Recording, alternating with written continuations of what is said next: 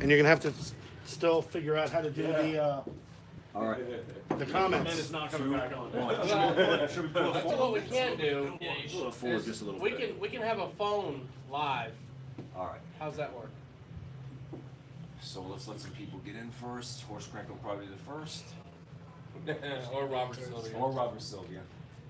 He's a good club Shane member. Purcell is the first one. Yeah. Sylvia's a good club member, Rob Sylvia. And Todd's in there. Ryan's in.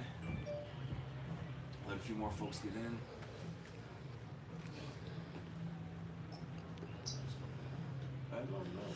Y'all late. Sorry, Shane. No, definitely not.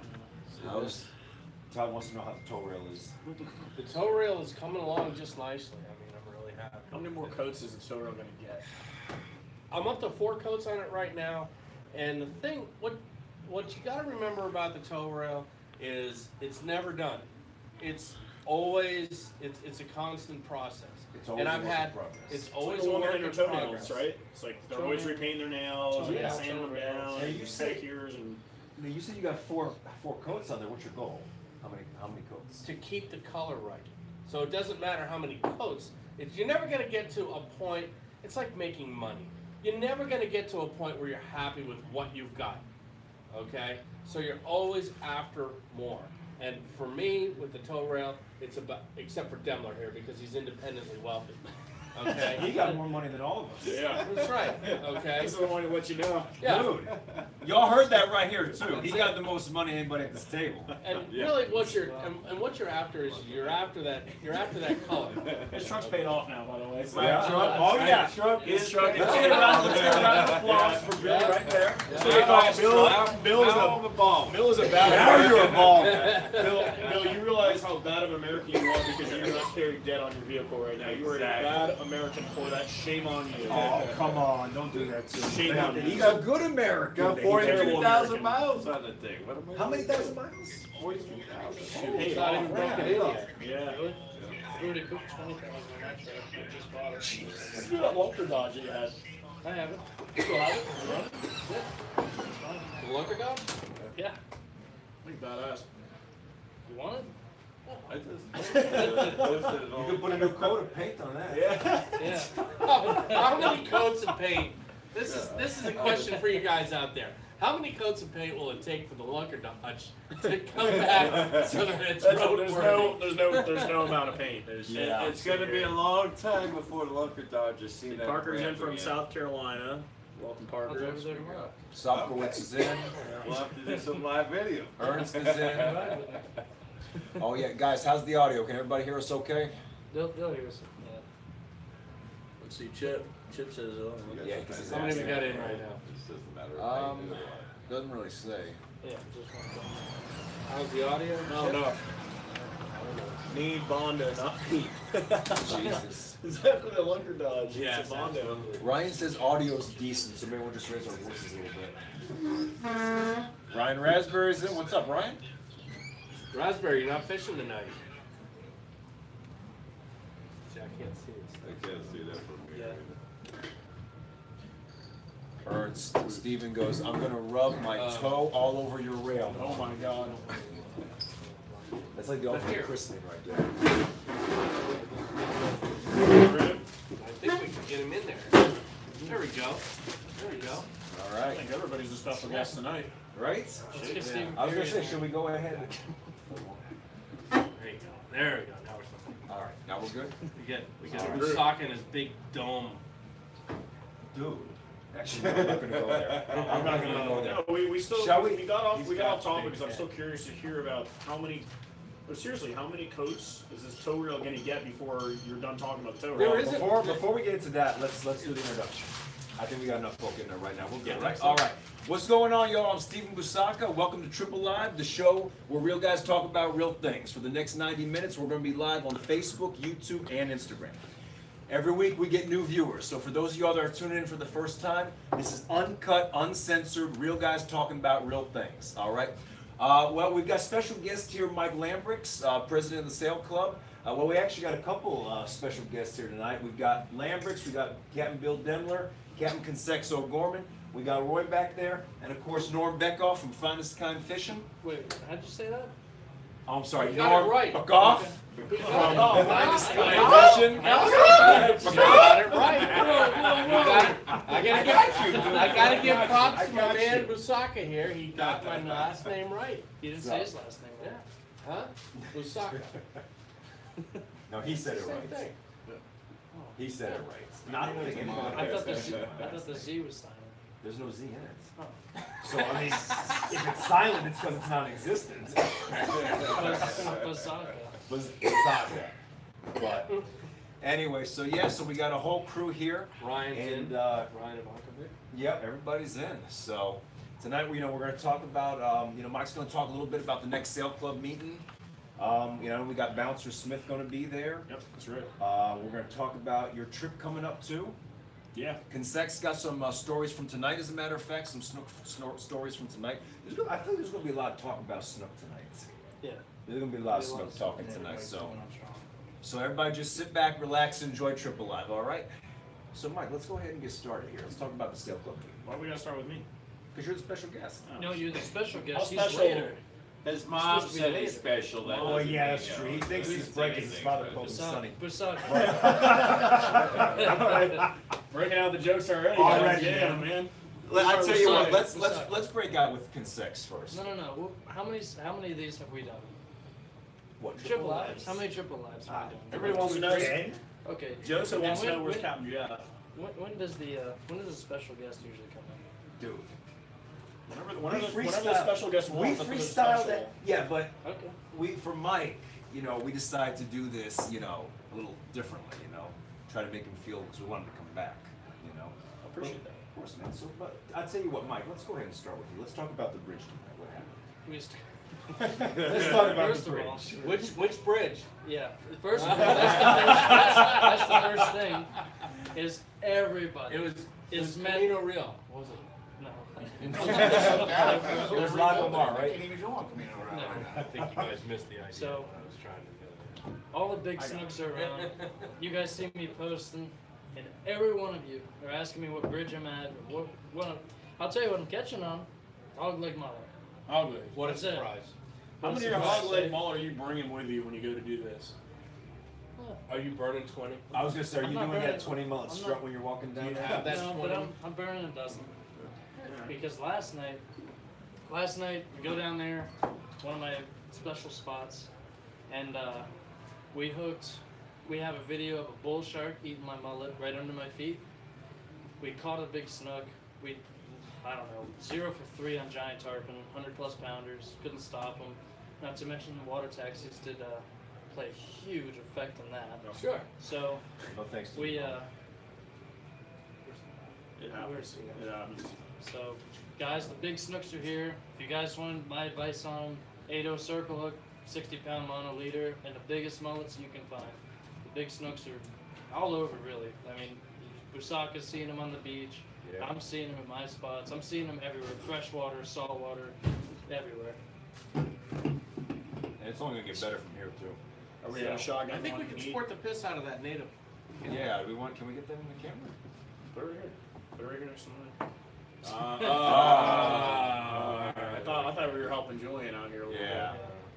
So that's the report from this week. Big snook and tarpon around, and coming, and it's freaking hot. Today was hot, Yeah, today is. and It that was started to rain a lot too. that was the It first. Really? Yeah. It started. Shut the hell. Where? No, seriously, seriously, I didn't see it rain. I was, It's been down. I was I was on in the Long boat Beach all earlier this day, morning. Oh, okay. and I never saw the first drop. Yeah. Bull sharks. Bull sharks Bull are sharks are definitely around. gonna show up in the river from now on until through Yeah. summer. I'll be on the sandbar doing a bull shark video here shortly. The mullet had been running across the sandbar, and every time they do, everybody's like, "Oh, look at the fish." I'm like, I'm trying to see what's chasing. Where me. is it? Yeah, Where is they it? come up. Where is it? So speaking of the sandbar, actually, I'll bring something up. I went out to the sandbar in hopes of checking out some airplanes. The Air and Sea Show was this weekend, right here. Yeah. The airplane. What kind of Air and Sea Show was this when there was literally like one or two One airplanes I've ever plane. seen? Two One- planes. Two airplanes in the Air and was Sea the- Show. The, they had. the Blue Angels, I think, backed out because they had a death right before and Yeah, back yeah. to session. Yeah, but still, there's got to be more than that. There's literally one F-18s, like you From said. what I have from what I've heard, the Air and Sea Show for 2009 19 What a surprise already. is not Yep. going to be held in Fort Lauderdale. Miami. They're doing actually Memorial Day weekend. Mickey Markoff, the original producer of the Fort Lauderdale Air and Sea Show, is producing a fantastic Air and Sea Show event in down on Miami Beach, off South Beach. Why do you leave So- Fort Lauderdale? And how many of us will be there? Yeah, none. Not Whole- whole. Yeah, Zero. But Who's that's there? that's where it's that's where the event is Well, going that's to be. gonna suck, but whatever. Yeah. Yeah. Lamont, he's trying to stir it. He always does. That's what his role is. If I could, like, not go to the Air and Sea show, but like peep it, you know what I mean? Like just the ships. What else do you like to peep that you don't like to go to necessarily? I'm just kind of. Just the air show. Okay. I'd rather people not see me. I'd like to like look through somebody else's Yeah, window. Window. He just wants to Window. get From the everybody outside. else's like live Absolutely. videos and I could be Some of there, you- but this is so much better from my couch. Some of you and who beer, some of and you shade and AC. will get that joke. Some of you won't. Right. Was the Mike? Did you see the Red Baron at all? Red Baron. Any kind of biplane? No. No. No. So let's just get back to what you've been doing. I think everybody out there wants to know when are you going to start running trips on the new maritime skiff? Yeah. Right. We have to. We're still gonna set the boat up as far as placing the seats, the coolers, and just kind of getting the feel of the layout of the boat. We got to put a lot of time on the motor. So when Jeff finishes up his 14 days in a row, we're gonna start hardcore fishing that boat, seeing how we need to rig it. You know, the space in So there. another I'm gonna week and a use- half, 2 weeks, something like that. Yeah. What I'm size gonna- of Baywell pump are you putting on there for a mullet? Aaron. I have I'm not sure what we're gonna use. I know Jeff uses just a regular bilge pump and rigs it that way. Yeah. I, 1200. Whatever it.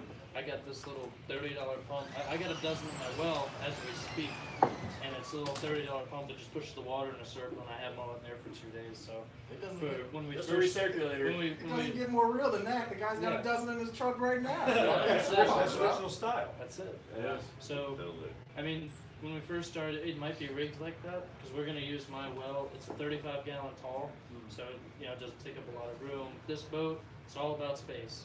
You guys that want fly fish at night, throw your plugs, do that kind of deal. That's what You I'm. gonna do any That's, moonfish that's what I'm trips? gonna be doing. A lot of moonfish trips. I'm really excited about that.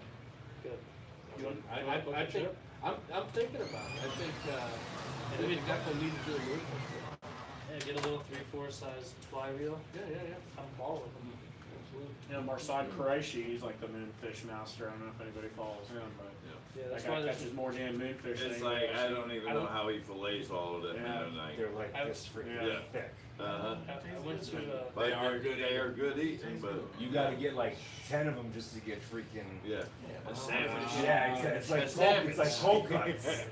I went to Boca and I fished But dock Marsad legs. fillets those things to where Yeah. you could like see through it. And The transparent. Yeah. I went to the Boca dock lights and I was like, oh, Marsad was here. Dude, there wasn't one moonfish. You don't care about. There was not one moonfish. You Don't can stay literally away run. from commercial pier. I don't think there's a There's a moonfish ton in of 'em. Boca, or maybe West Palm know Beach what? I don't County. think so. Yeah. He catches that many? Oh yeah. Oh yeah. Yeah. He's He's supposed supposed to can- be with the sheep's head. Trash can fulls. Where's the Trash You can catch fulls. one a month. It's like Yeah. you know. I'm not even trying to target him now. I'll tell you the next thing he catches after that are the crappie. Crappie. Yeah. Crappie on the lake. Yeah. The rush is crappie, man. Now, I heard that's good eating fish. If any of you guys on there like fishing You've freshwater never crappie, this eaten a guy is crappie. the crappie master. If you've Shame never yourself. eaten a crappie, it is by far one of the finest tasting. Really? It is no, but it is Freshwater, it is yeah. just absolutely Have you spectacular. ever eaten a largemouth bass? Yes, Yes, that'd be. Really? they're excellent. We Delicious. talked I about like that. I like bluegill too. It depends on man. where you catch But- We used to make them over the fire. Peacock bass? No. I would. I heard somebody told me peacock bass is great eating. They're supposed to be where you catch it. Like the largemouth bass, I stayed in Ocala, the National State Park Forest or whatever, rented a canoe for a week. Right. We ate largemouth every day. It was delicious. How do you like to prepare your large mouth? House Autry, Steak it up. House Autry chicken breading. Okay. Just milk, the breading, pan fry it. Yeah, it's delicious. What We about just keep it over simple. an open fire? How do you do it that way? I don't know, why don't you tell us? You look like a guy that cooks over an open fire. Little Everglades seasoning. Let's put it on the open fire. You good to go, my friend. That was the first fish I ever ate. Like, me and my buddies would skip school in elementary school and hit the lake, you know, and we'd like just scale the thing and put it on a stick and cook it over the fire, and that was like the greatest thing. You know, ever. that sounds like something like Survivor, you know, like naked in the water. When you're 10, 12 years old, that's the shit. You know, here's the thing about largemouth, okay? People were killing and eating largemouths by the stringers. Yeah. They were taking huge stringers of largemouths for many years, up until like the early 1980s, when the tournament fishermen got into it, and they started promoting catch and release. And now one of the biggest problems is it's become this taboo thing, all right? And what a lot of biologists will tell you is you know how you hear people say, God, I used to be where I'd catch, 5-pounders and 6-pounders common, okay, 8-pounders common. Now the size of the largemouths, I think, have kind of the average size of your Broward largemouth is much smaller than it used to be. And I think that's for two reasons. One is because of the invasive species like your snakeheads and Who was eating the snakehead? okay. I call that a Eli. Florida cod. Remember Eli? That's a Florida cod. And the second reason. My buddy, the Oh yeah. yeah, he eats. Oh yeah. I've heard they're good. And the second reason, Snakeheads. and the second reason, unfortunately, is because there's so many largemouths that the population is becoming stunted. Okay, and there's a lot of biologists that are now starting to promote, especially in other states, not necessarily in Florida, but in other states, and especially in Louisiana, they're starting to promote, a slot size for largemouths to kind of bolster the size of the population. So I don't know if there's any truth to that or not. I'm all for it. Kill them all. Yeah, snakeheads apparently are quite popular in Asian countries, Malaysia, and all of that.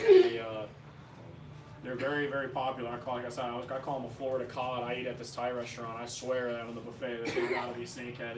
They say it's snapper. I'm not convinced it's snapper. It's gotta be snakehead. My buddy Billy Cody that was on here, he's a certified chef. He works at a restaurant. He used to work down in Mustard Seed. So that means he's got the RTD stickers. Yeah. And right on his back. And he Pretty sure he would get a tramp stamp, right?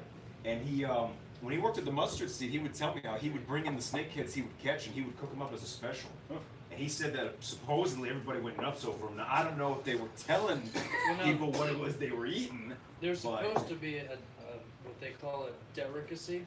Delicacy. And that's why the Asian guy in whatever it was, the early 2000s, bought them here. His goal was to breed them and harvest them and sell them. That's why they were considered a delicacy. And now, little did he know, Coral Springs is just a big system of interlinking canals. But is there That's why that we have- many Asians in Coral Springs to consume them all? Absolutely. Right on. Okay. It's I haven't just been like up that way in a Asians. while. There's other countries that consume them as well. Oh yeah. For sure. So let's I'd say we'll jump right into it. Let's Yeah. get Mike on there, everybody.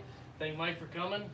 And Well, let's talk about the sail club, the next sail club. Who do we got? Come Mike's on. our special guest tonight.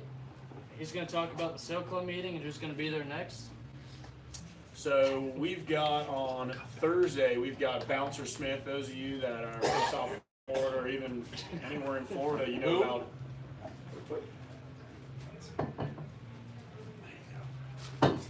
Taking away my swag here. I don't understand what's going on with that. No, they're saying Trying to pimp it. Here you they're go. like a It's couple in the way. Cups in the way. God, I apologize. Cups in the way. So now we got Bouncer Smith coming up. Bouncer's one of the top speakers here in South Florida, one of the top captains. The guy's about as real as they come. Guy's been around forever, and Never heard of him. Just got just got into the Hall of Fame. I mean, it's hard to get a better speaker and a better captain than than Bouncer, and so we're really looking forward to having him. It's going to be a good time. The other thing I wanted to talk about was our recent CCA banquet here. I know that you guys mentioned here I'm part of the CCA, and for those of you who don't know, real quick, the CCA stands for the Coastal Conservation Association. Just a real quick one-sentence description. They are the reason why us recreational fishermen, us guides, even us charter captains, and even professionals and other people, are able to fish, and why they're still fishing around. So look them up. They do a lot of work, and we had a great banquet. Over 200 people down here. Some of the realest guys in all of Broward County, even some guys from Miami showed up. Captain Jeff Maggio donated a trip. Who? Captain Jeff. Never heard of him. If you've never heard of him, I don't know. He's What kind of fishing does he do? Yeah, there it is. Peacock. yeah, peacock trips mostly, but so he donated a trip. It was very, very, very generous of him, and we appreciated that quite a bit. We had a great time. Miller Construction was one of the sponsors, and those guys got it on. They were crazy. That table was insane. George Poveroma was there. Captain Rick Murphy was there. And you've seen Sportsman Adventures. Captain Rick Murphy was there. Castronova was there. Paul Castronova was there. Kerry Chen was there. I mean, just about everybody was there. If Jeff wasn't working, Jeff would have been there too. And Norm was invited. So, Hey, did you get to skate on Carrie Chen? He was busy standing. He was busy Seeing Carrie Chen? Yeah. On the tow rail. Yeah, that's true. So Norm was working on the tow rail. So, but we had a really good time, and we raised a lot of money for a good cause. And like I said, it was just a room full of real guys, and just a really good time. So, Mike, just for because we this goes out all over the country, all over the world. Explain a little bit more about what CCA is. CCA was originally started in Texas, and what it does is it represents coastal states around the United States in habitat preservation, habitat restoration, represents the states in legislation as well. So CCA was responsible for the net, was a big part of the net ban. It's been a big part of keeping longlining away. A big part of bringing artificial reef projects back, to coastal states. And they've got a big footprint all around the United States. It's a really, really good organization, and it's a good thing to get behind. And believe it or not, we raised over $10,000 for our artificial reef project here in Broward County. We're going to be sinking 1 million pounds of concrete. 1 million pounds of concrete is going to be going down this summer in Broward County for everybody to go dive on, for people to fish on. There's going to be 2 different reef sites. There's going to be one in 70 feet, and there's going to be one in 130 feet. So if you're a diver, you get the 70 foot. It's a Memorial Reef, and then for the fishing guys, we get a reef at 130 feet, which we get to drop down on. Hopefully we'll have some pelagics and groupers and. The fishing hopefully will be pretty good on those things in a couple of years. So we're really stoked about that. We just pretty much secured all the funding for that. So we got a lot of good people helping us out with that. Good. Now, Mike, you talked about the next Sail Club meeting. Bouncer Smith's going to be there. Yeah. For everybody out there, the Sail Club meetings, anybody can show up. If you guys wanted to, you go to Facebook, add the Sail Club. You guys can go on there. Now, where's this meeting being held? This one's at the Downtowner Saloon in Fort Lauderdale, the historic Downtowner. They have what's called the Maxwell Room. It's their private room. We're all in there. Everybody's welcome to join. It's an open meeting. Everybody's encouraged to join. And What time? It'll be at 7 o'clock. It's this Thursday, May 10th. And Bouncer will probably be starting speaking around 8 o'clock. But we have great raffles. We're doing a Fairbanks custom. You can talk a little bit. We're raffling off a Fairbanks custom rod. A lot of y'all are familiar with that, and some other items, other CCA items and things like that. I've been intertwined in the club. So sales doesn't necessarily mean that we fish for just sailfish. It stands for Southern Anglers in Lauderdale. It's an acronym. I didn't come up with it. Again. These people don't know. Southern Anglers in Lauderdale, SAIL.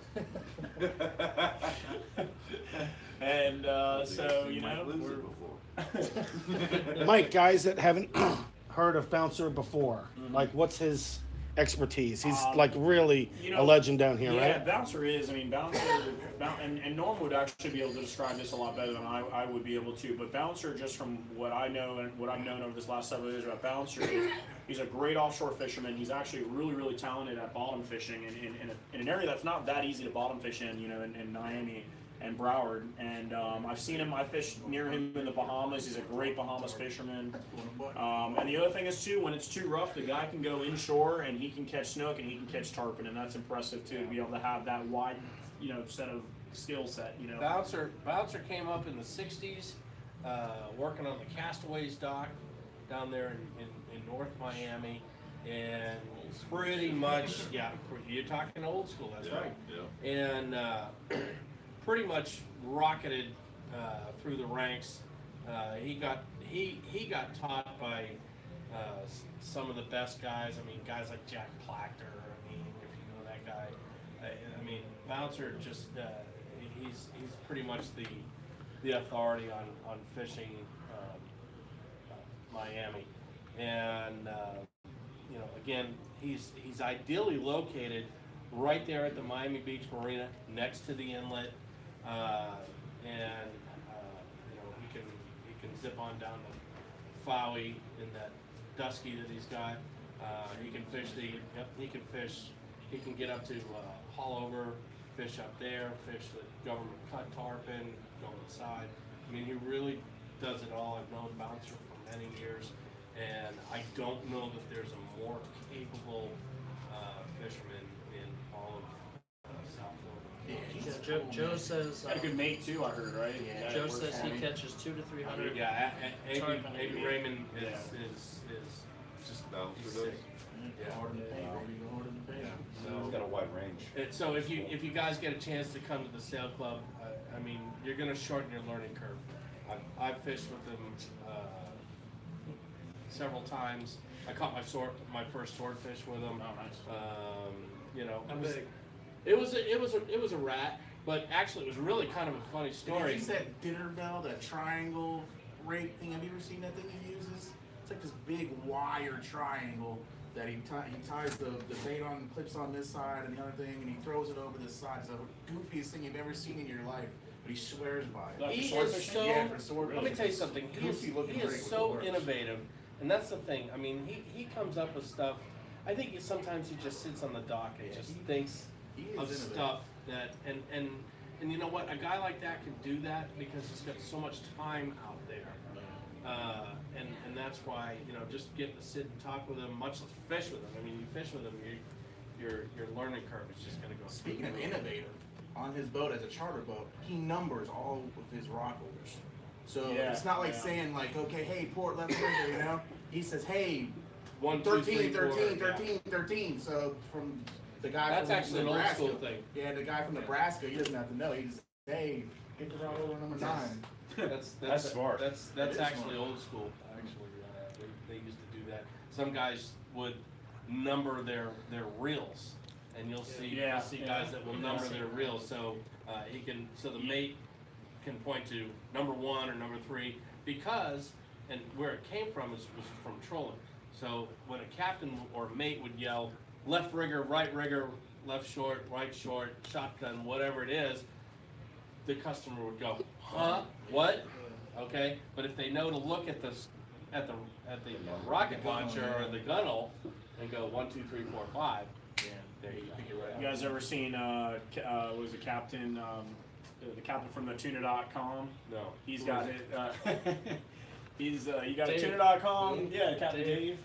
Yeah, so he's from Wicked Tuna. I'm sure we've all seen that show before. Some of us, maybe just not Norm, but I know all the rest of us have. He's got Marciano's on. Not Marciano. Is he on? He's on. Is he on tonight? No. So, yeah, How about Marciano's Dave- my favorite, by the way. How about so- Dave Marciano? How about Dave Marciano catching a double on a charter? Well, he didn't. It I don't wasn't a understand. You double. want a chata?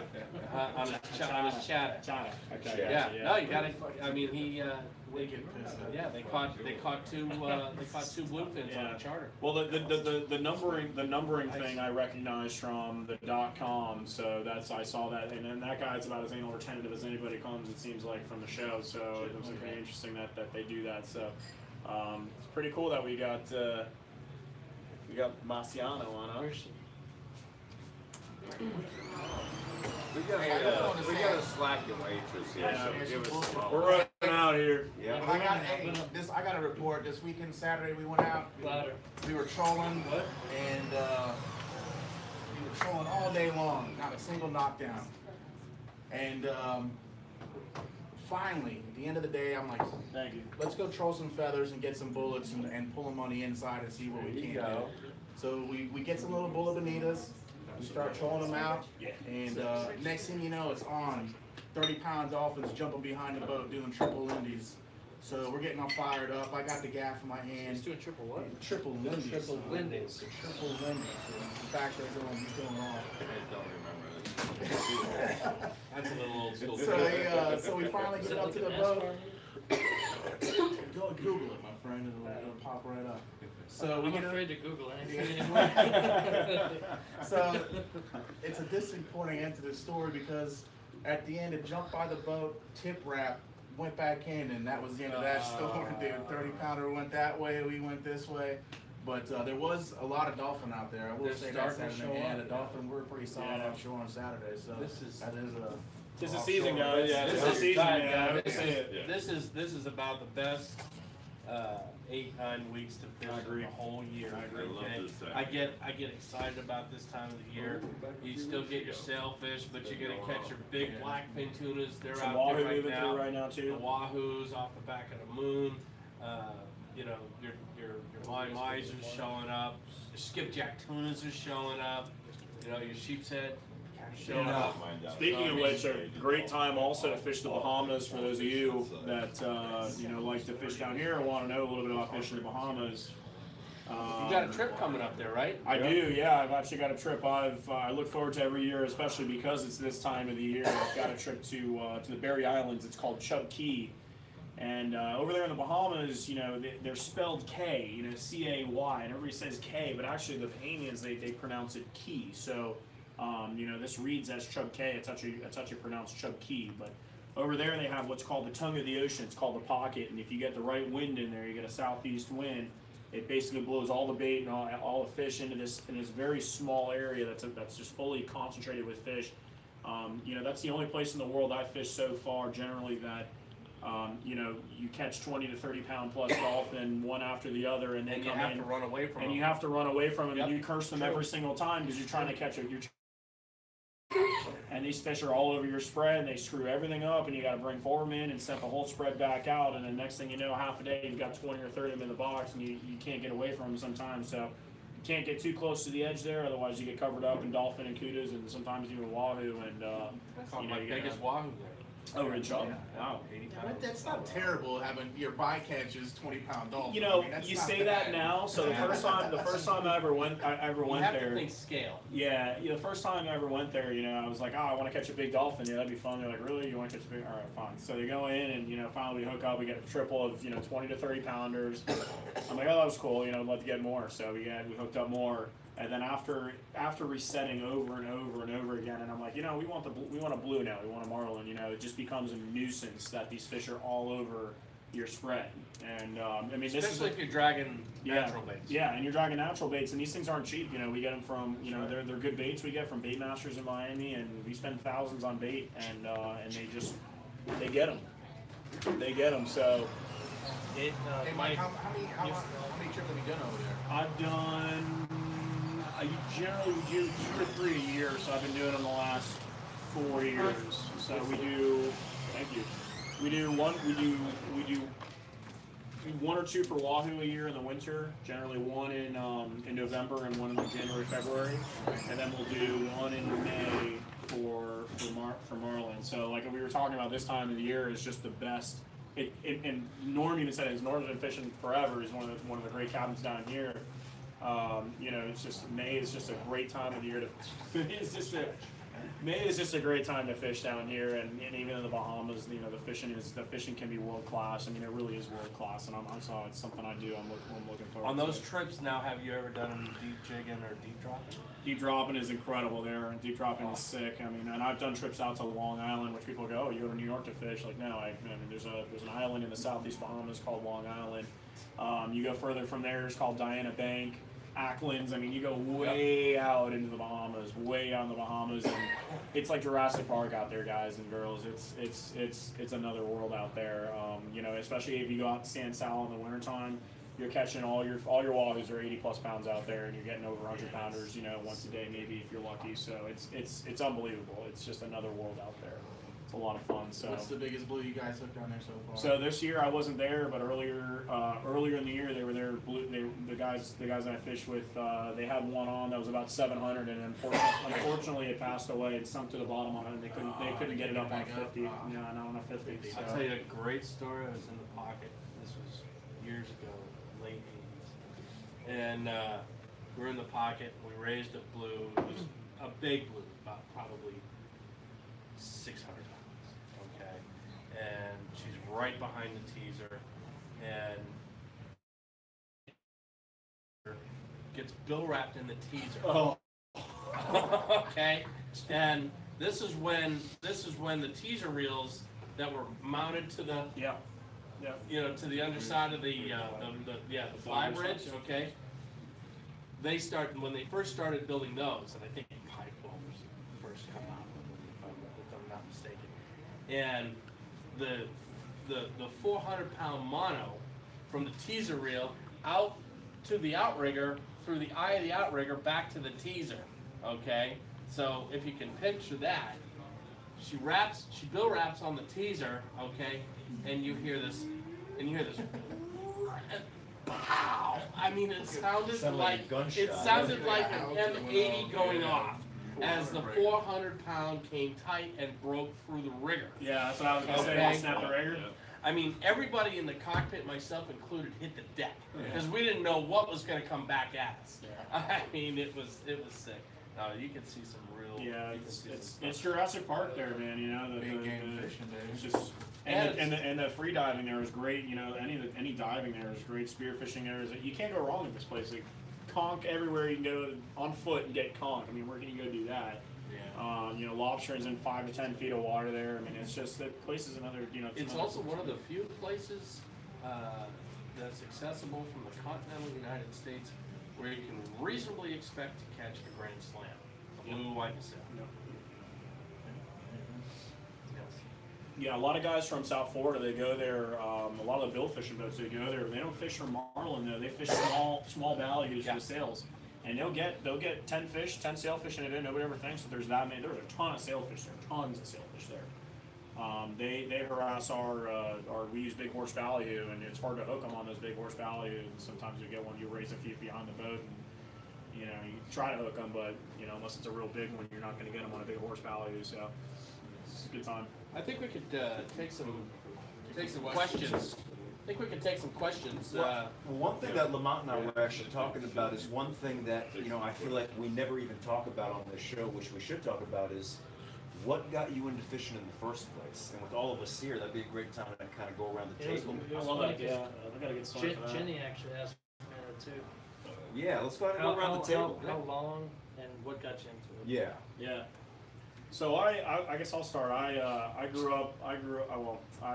When I was in diapers, I was traveling the Caribbean. I had a family that had hotels in the Caribbean, so we were traveling the Caribbean and had a dive operation. So I was, I guess, born and raised around boats and on the water. But the first time I ever remember fishing, I don't know how old I must have been, 4 or 5 years old, and I had my father left me on the dock in the backyard of the house with the rod, and all of a sudden, it hooks up, and I didn't know what to do, so I walked with the rod back to the house, like just the whole rod and everything without even trying to reel it in or whatnot, and I didn't know what to do, so I don't really remember what came out of that situation, but so that was when I was really young. But when I was about 12 years old, I remember I was homesick one day from school, and my mother comes in my room and she goes, "Hey, I'm going to Bass Pro Shops." Okay, I'm going to Bass Pro Shops, whatever. She comes back and goes, "Hey, I bought a boat." And I go, "Oh, interesting." So the first fish I ever caught was a bonita with my mom on a planer. And I don't know, those are good memories. I was hooked ever since then. As parents, you've done right. I was hooked ever since then. I gotta hear this. And at 13, I was telling people how to catch kingfish on the phone. So. Boy. Well, we're going back now We're going back to the sometime. bluegill Was it story. 1950s? Way before Bass Pro Shops, probably. But yeah, we're talking about the early '70s down in Miami, you know. And Did you like I fish with said, Tom Mann? my grandfather would come down from New Jersey, you know, and he was a big fisherman up there. And he was the one. He would drag me to the pier, Newport Pier back in the Oh, day. yeah, sure. Yep. Great And, spot for pilchards back in the day. You know, he was reluctant to take me because he was old back then. He was like, "Oh, kids don't have patience," you know. My grandmother would always say, "Take him," you know. And I'd sit there, I'd catch the bait. That was my job back in the day. But then me and my buddies, we would either on the weekends or after school or something, we hit the local lake, because we're all learning, or whoever grandfathers turned us on to it. So. Like I said, we'd catch the bluegill and we'd scale them and cook them up on an open fire right then and there, And later, I think we moved up to Broward County in '76, and I probably started saltwater fishing probably about at the time I was graduating high school, And once you hook into any saltwater fish, you're like, that 10-pound bass I caught doesn't even pull like any little 3-4 pound jack I've ever caught. And then you're hooked on that. That's a whole other ball game right there. Yeah, great. Mike, Bill. How did I get into it? Yes. Started working at Bass Pro Shop. No, He saw that fish tank. no, man. The first fish I ever caught, how I got into it really, I was about, 4 years old. And I was handed the old push button Zebco 33. Who didn't Who didn't have Who that? didn't have one That's of the those? first. That's the first I reel. caught a huge snook on one of those. I swear I caught a huge snook on one. I didn't know what the hell I had on at the time. So, yeah, I started out with the push button Zebco. My uncle lived up north in Wickiwachi Springs. That's about an hour north of Tampa. And the whole backyard is filled with mangrove snappers pretty much year round. They get in the freshwater springs, they don't leave. So my first fish was a mangrove snapper on that thing. And then over the course of years, just really took a liking to fishing and learning about new fish, different fishes, because I'd catch it after the snapper, I'd catch a jack, and I didn't even know what it was. So just learning the new fish and different techniques, different lures, different baits, what works better, and just kept building up on all that. And then it was about maybe, I'm 24 now, so maybe when I was 16, I started to just hardcore fish every single day. And haven't stopped. Different spots, freshwater to saltwater, to spear fishing, cast netting, to all the different techniques. I got my fly rod in my truck right now, so I mean, just the love for fishing just grew from there. Dude, this guy's got a fly rod and a dozen mullet. And a dozen That's in my truck hardcore. right now. That's hardcore. Me, let's see, the first thing, I was a push button. I was offshore fishing with my dad. Were you out Bass Pro in the tank? No, they wouldn't let me fish in the tank back then. I tried that yesterday. So I was with my old man. I remember I was so young I couldn't be able to transom of the boat, and my dad custom built me this little push button Zebco rod. And I'm sitting there and I'm reeling on this thing. I kept asking my dad, is it a close shot? Is it close shot? And he's like, nope, keep reeling. So, ever since then, my dad was a hardcore fisherman. And, I think when I was like 4 years old, he bought me a sleeping bag. So when we were snook fishing at night, I'd be like, come on, Dad, let's go. He said, well, now you got the sleeping bag. You can go sleep in the van. Right on. Nice. That's hardcore. That's the original style. That's how I grew up. But like my dad got me into it, and I was a little sidekick, man. Everywhere he went, I went. So that's how I got awesome, into it. man. Yeah, Very pretty cool. much the same story with me. My family's from Massachusetts, just down the line from Marciano. Actually, I kept my dad kept his boat in Beverly Harbor Marina. Marciano will know where that is. And we used to fish for bluefish and flounders and striped bass and that kind of thing when I was a little kid, little tiny kid. I remember the first fish I ever caught was a winter flounder, and then we moved to Maryland. Lived there for a few years. When I was 8 years old, I got a small rowboat, started catching white perch on those push-button Zebcos and Mep spinners. And then we moved to Florida in 1977, and you know, basically the rest is history. So I've been fishing ever since, and haven't stopped. Busaka. So I'm a little bit newer, so it was 2014. So those of you guys remember my buddy Billy Cody, the snakehead fisherman. He and I were working at the Italian restaurant, and he said to me one day, he goes, "You want to go fishing after work?" And I was like, "I mean, fishing for what?" He goes, "For bass." And I was like, "Yeah, whatever, why not?" So started out with largemouth bass. He and I did that for about a year, hardcore, and then we both kind of just got tired of it. So he decided he wanted to stay in freshwater and do snakeheads, and I lived right by the beach, so I was like, well, I'll give saltwater a try. And my whole thing at first was, I don't even know why, for some reason, I just wanted to catch a jack more than anything. That's all I wanted to catch. And while I was targeting the jacks, so while I was targeting the jacks, I hooked it was like a 27, 28 snook. And wait. How did you know what lures to use, or what? Where to go? The tactic, the everything. Luck had nothing to do with it. He likes to He throw keeps this bringing in. it up. Yeah. Well, actually, now hold on a second, because this was kind of before I started really talking to you, your advice on saltwater. So I have to credit Marty Zoffinger for knowing what to use. But I caught like slot snook, and I thought that was the coolest freaking thing, and I kind of just been hooked on saltwater ever since. So that's my story right there. Dude, we're all proud of you, seriously. Oh, thanks, Mike. Coming from you means everything. That's Busaka. So we talked about the sheep's head thing before. Remind me one more time how this whole thing started. This is like a fad. He never caught Here, man. Come on, man. You see, Busaka had never caught a sheep's head before. I never caught one. And well, the let me night tell the reason before, why. but the night before, you said, I want to go snook or tarpon fishing. No, you asked me if I wanted to go snook or tarpon fishing. And originally I did say yes. But then I was watching, because some of my favorite videos were the ones where Jeff and Drew did the sheep's head. So I said, Mike, you want to go sheep's heading? And the rest is basically history. The guy, someone help Norm.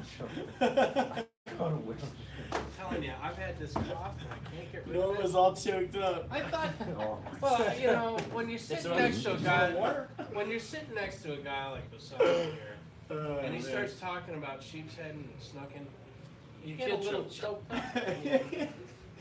You do, and the reason tears why of joy, right? it's tears of joy, yeah. And you know the thing about it is that what I see in young Busaka here is what I see a little bit of myself years ago. You were And it's just screwed that later in I life. know, right, dude? He's got I his guess whole I got a lot to fishing- look forward to. No, he's got his whole. You're gonna be doing toe reels at no time. Shit. No time. I better start practicing now. Listen, tomorrow. No, not tomorrow, but Wednesday. I'm gonna have some free time, and we're gonna get on the toe Teach me rail. how I'm to- gonna how to- show you how to do it. Teach me how to toe reel. All right. We'll start with one Wait. boat. Did you guys see Chip's whale shark? Dude. Talk about that, Chip. 40-footer, caught of the government cut. Did it have any What were coats you on it? using, what were I you saw using it, for no. bait, Chip? What were you using for bait? You didn't see the picture post? I did. He caught it. Pinfish. What size? The Dino circle hook. What size hook? Like a 25, 26 hours, something like that. What do you mean? You haven't seen it? Did You you say haven't? was that a fortress anchor? Caught it with a fortress anchor. Did it have One of any the coats anchors, on it? one of the Did it anchors have that one? Kian dove for. Yeah. We need to get You in. remember- We need to get Kian in here. You remember? Dude, that night was epic. Do you want to talk about that night real quick? What did he call it? The Kian's anchor recoveries? Something like that. Oh man. Oh, that was great. What are you selling anchors so you can get beer money?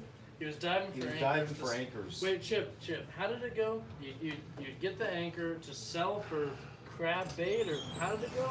Something along those lines. And let's not Guys that dive for anchors. Dive for anchor. Like you automatically went 130 foot is for the fishing guys.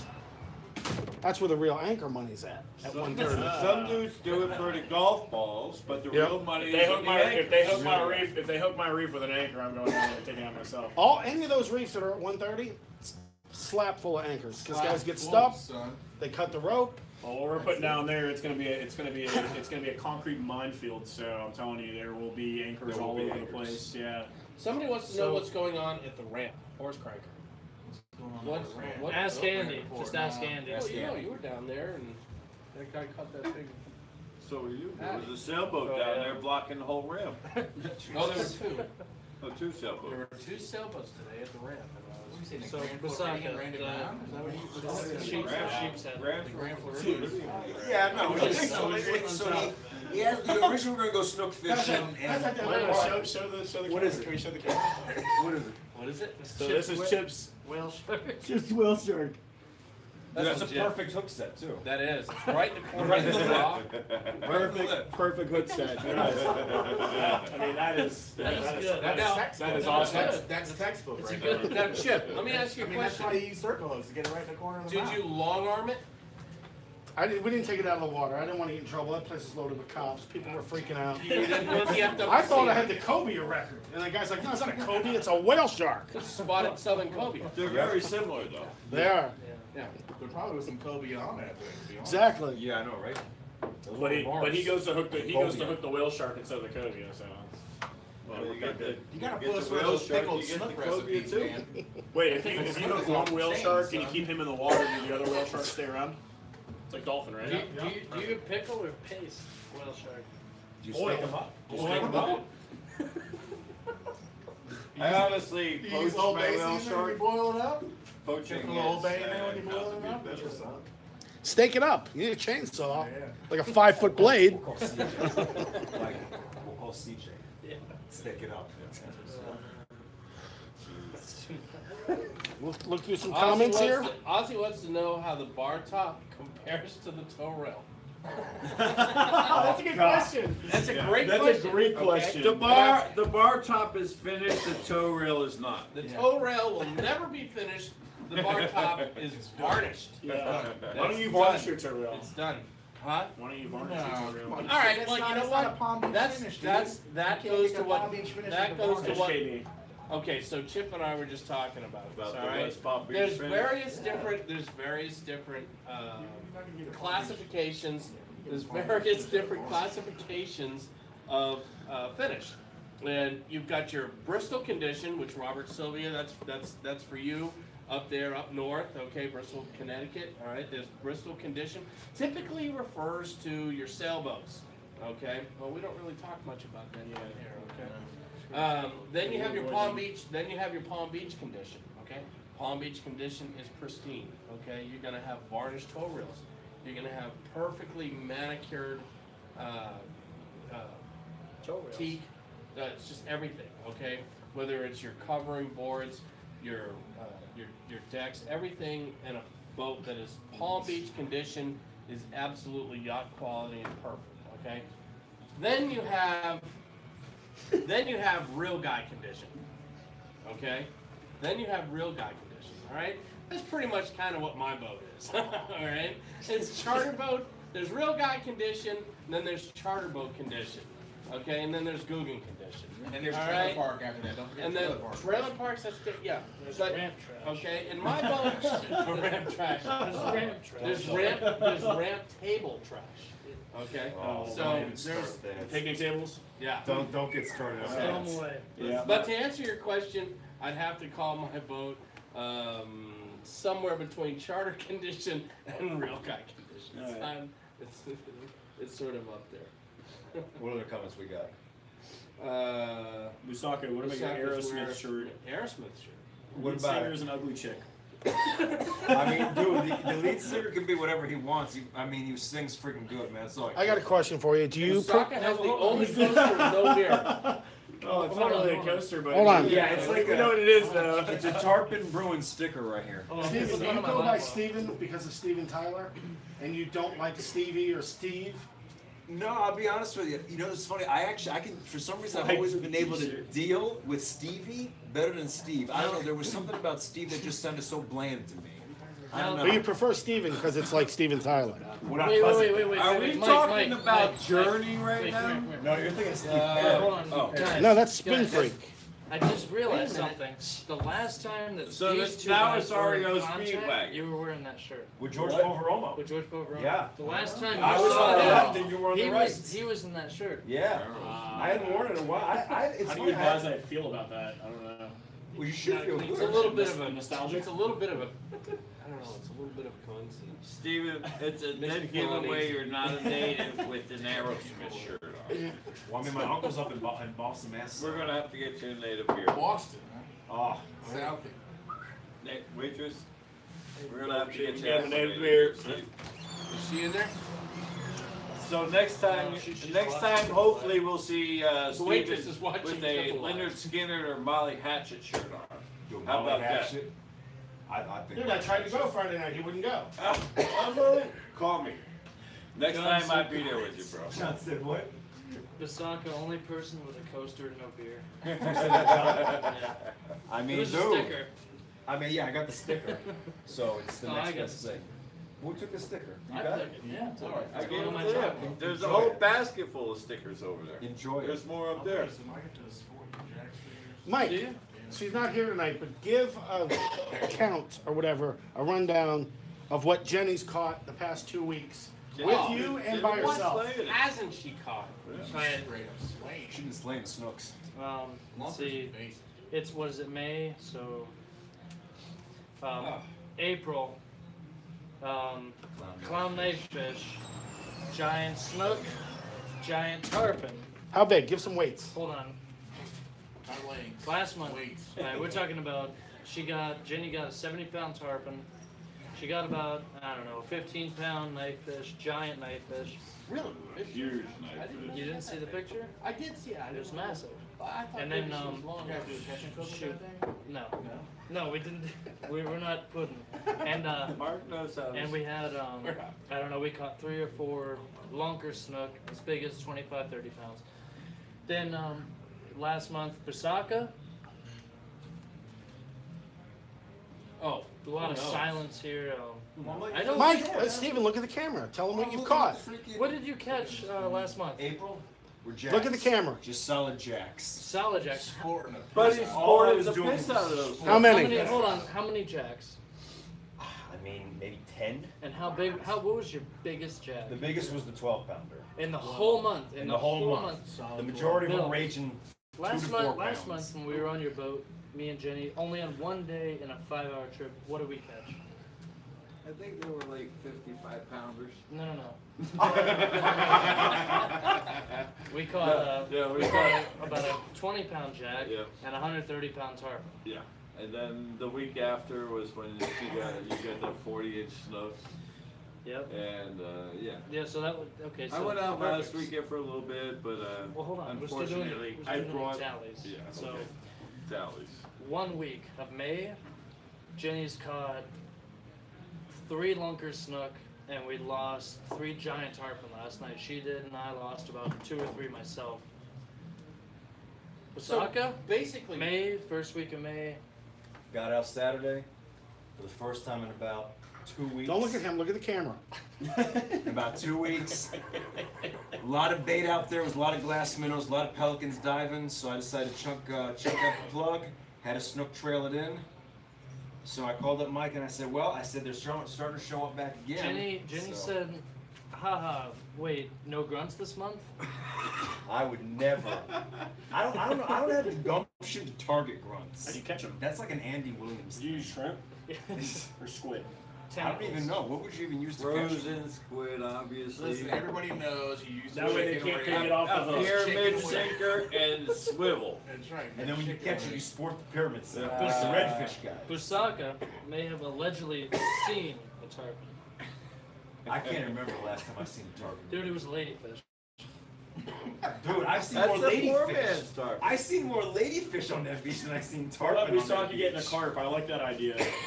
Yeah, Ryan. you know Hey, what? You carp should. You fishing? need to go right back to freshwater. I'm good, dude.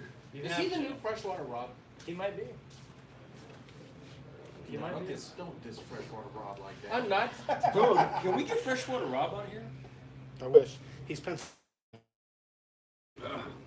Alright, well then that makes him the new freshwater Rob. We're at an hour. Let's Let's, Mike hit him again with the events. Oh, okay. All right. People might have just tuned in. Yeah. And then let's roll it. Yeah. So this Thursday, as I said before, this Thursday we got Captain Bouncer Smith at the Sail Legendary. Fishing Club, the legendary Hall of Famer. Hall of Famer Captain Bouncer Smith. One of the top guys we're going to have all year. Actually, one of the top guys we'll have a number of years at the club. That'll be at the Downtowner at 7:00 p.m. on Thursday, May 10th. That's this Thursday. All are welcome. It's free to show up. Enjoy it. And like I said, be there or be square. That was cute. When are they dropping the reef? We're just gonna go down in the summer. We're thinking July, maybe August. We're not exactly sure, depending on. Is the timing. reef gonna be like I that big, thought it was, reef barge thing they tried to sink? It's last not. year It's that not gonna be a flipped? barge. No, the reef's not gonna be. That was 2 years ago. Where all the heads went face down in the Yeah, sand. yeah, that was the Tiki Atlantis. I thing or think it was called the whatever. Atlantis. Yeah. No, this is gonna be. Rapa Have you ever, Nui, yeah. you ever on the highway and you see those big concrete structures that look like the big hole in them, and then it looks like that sewage pipes go through. We're gonna be sinking 1 million pounds of those things, throughout a small area basically that we have. And one is we've been permitted dedicated for. to John Michael. Yeah, we got a pyramid The shallow structure that is going to be a memorial reef structure for divers in 70 feet of water, and then the rest of it's going to be concrete. We're going to push off a barge in 130. So, like I said, in total it'll be about 1 million pounds. We're really looking forward to it. It's going to be a great area to fish. Yeah, it's going to be a great area to fish. So, Did they already have the memorial tournament? it's coming up on the 19th. I'm glad you asked about that. Our John Michael Baker Memorial Tournament. That's on May 19th. That's out of IT Parker Center here in Dania. That is the main driver behind our funding for the reef project. So anybody that's interested in fishing a great tournament, we've got a lot of good things coming up for that one. It's going to be a lot of fun. So the club's behind it, CCA's behind it. So it's a big deal down here in Broward. So. That's cool. That's awesome. Yeah, it's an awesome tournament. Where can people follow the club? Good question. So you can follow the club. You join our Facebook page. It's just a group. It's Sail SAIL Fishing Club. Sail Fishing Club. Just ask to join it. It's a public group. We'll add you in there, and there's a lot of good fishing information, fishing reports, and updates on what's going on and what we're doing. So it's a good place to be filled in on what's going on. And Mike, are you taking any bookings yet for the new skiff? Absolutely. Okay, and how would somebody book you for a skiff trip? What you'd have to do is, if you guys want to do a trip with me, no matter what it is, you guys are just going to go to lunkerdog.com. That'll send you to Jeff. You can send me a personal message if you guys are on here. Just let me know you guys got the info from Triple Live, but you can go to lunkerdog.com. We're doing everything from freshwater to saltwater trips. That's what I do. If you want to do peacock bass, I took one of your Sail Club members, Morris Cheney. He had a great time. He's got a solid 6-pounder on like 4-pound test. Nice. Wow. Okay. You guys can do that. We can do shark fishing off the beach. We can do the boat trips. But mostly we're going to be focused on that new skiff, which will probably be ready next month. And we're going to totally rig that thing to fly fish, plug cast, and do a little bit of everything as far as the inshore fishery goes. That's great. And if you guys want to get offshore, this is just a fabulous time of year to fish, and a lot of. Well, now we did have a good question just come in. Captain Marvin, he's out of Boca, I think. He asked if he can book a trip on the John boat. Captain Marvin, I'm not doing John boat trips anymore. I'm doing canoe trips. If you want to get on the canoe, it's going to be $650 for 4 hours, and you can be the first in line to book a trip. That'd be great. I'll get you on a real lunker snook and a real tarpon. Straight up. This is playing out like the Shine Box scene from Goodfellas. Yeah. Fellas. Is Exactly. he busting your balls a little bit? A little bit. So, It's just a little outline. Just a little A outline. little bit. A little bit. Shine Well, box. don't get your shine Don't get box. your shine I'll box. tell you what, Norm, you want to go offshore with Norm? He took me and my buddy Austin. He took the other Austin, jigging for African pompanos, and he took Oklahoma Austin, my buddy. We've got big amberjacks, blackfin tunas. I mean, a little bit of everything. So. Yep, and this is a great time of year to go. We're catching big blackfin tunas, lots of lots of kingfish. There's even been some bigger kingfish showing up, some 30-pounders. The mai-mais are showing up. The mai-mais are showing up. There's still a few sailfish around. Great time of the year to go. If you want to reach me, look me up at Finest Kind Sport Fishing on Facebook or finestkind.fish, or just give me a call, 954-629-0211. And we have one more thing about the sail club. Yeah, we've got a Keys trip we do every year. It's going to be at the Blackfin Resort down in Marathon, and it's June 1st through 3rd.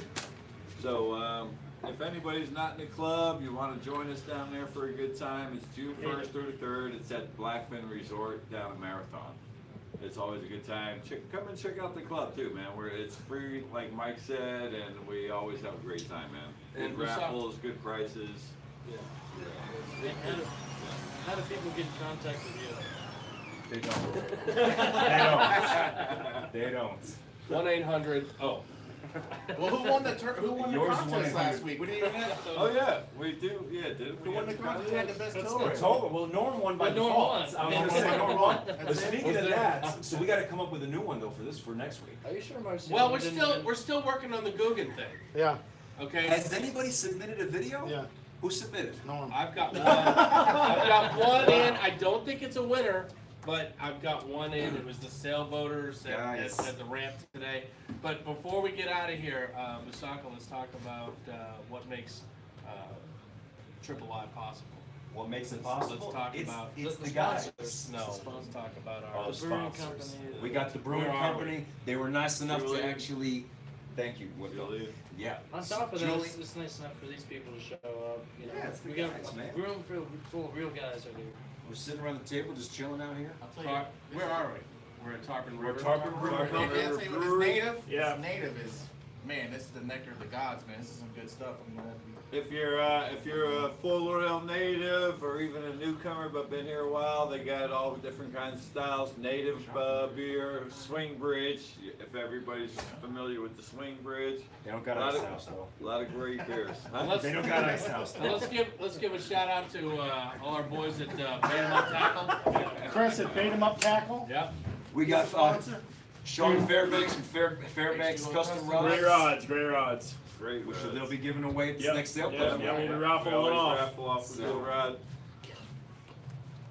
But guys, please come on, start submitting those videos for the Guggen contest. We'd like to get Marciano on here and actually announce the winner. But if nobody submit any videos, we got no reason to even get Marciano on here. So guys, come on.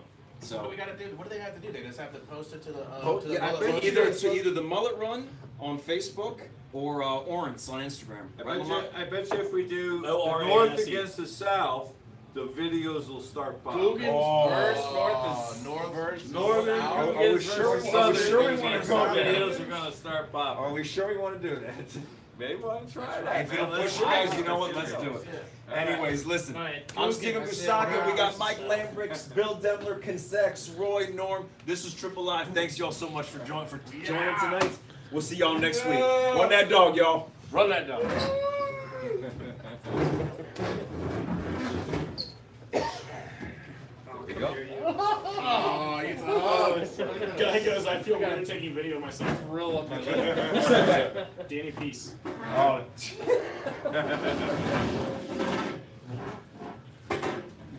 Cliff goes, Lamont makes it possible. Better Nut Productions.